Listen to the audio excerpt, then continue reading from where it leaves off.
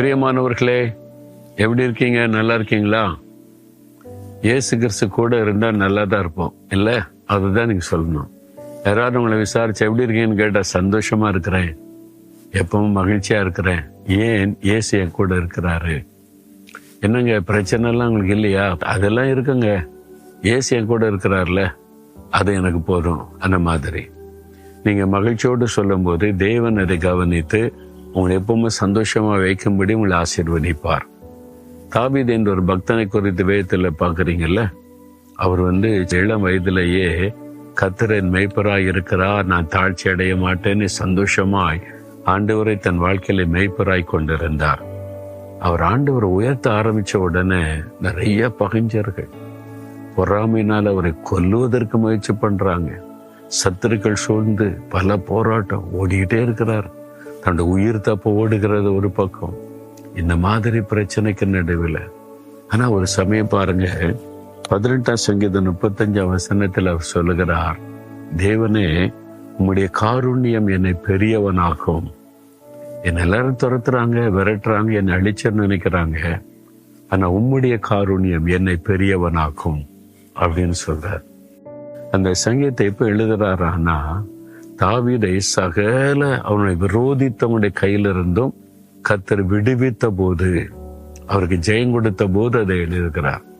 அவன் ஒருத்தர் அவரை தொட முடியல. சத்துருக்கள் பெருகினாங்க, துரத்துனாங்க, கொல்ல நினைச்சாங்க, தொட முடியல.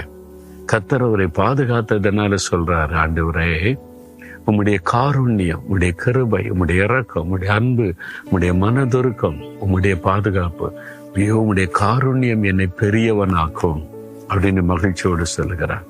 உங்க வாழ்க்கையில கூட எத்தனை பேர் உங்களை அழிக்க நினைச்சாங்கல்ல, உங்களை முடைக்கிற நினைச்சாங்கல்ல, துரைத்திர நினைச்சாங்கல்ல, உங்களை வீழ்த்திர நினைச்சாங்கல்ல.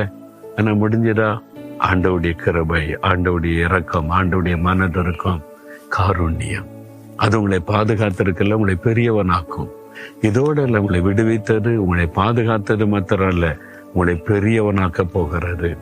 கர்த்தருடைய கிருபை உங்களை பெரியவனாக மாற்ற போகிறது. வேலை செய்யற இடத்துல நீங்க பெரியவர்களாக்கப்படுவீங்க, பிசினஸ்ல பெரியவர்களா சாதிப்பீங்க, ஊழியத்துல பெரிய காரியத்தை சாதிப்பீங்க.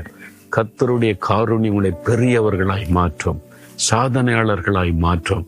பயப்படாதுங்க, அந்த காருண்யம் உங்களை சூழ்ந்திருக்கிறது. அவருடைய இரக்கம், கிருபை, மனதுருக்கம் சூழ்ந்திருக்கிறது.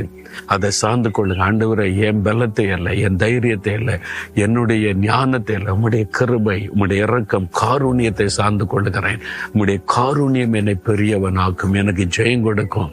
அப்படி சொல்லுங்களேன், நீங்க ஜெயத்தை காண்பீங்க. இன்றைக்கு இப்போ இந்த நிமிஷம் முதல் மாற்றத்தை காண்பீங்க. தகப்பனே, உம்முடைய காருண்யம் என்னை பெரியவன் ஆக்கும் என்று இந்த மகன், இந்த மகள் வேண்டிக் கொள்ளுகிறாங்க, விசுவாசத்தோடு சொல்றாங்க. நீர் அதை கனப்படுத்தும்படி இந்த மகனை, இந்த மகளை பெரியவர்களாக்கி ஆசீர்வதித்து மேன்மைப்படுத்தும்.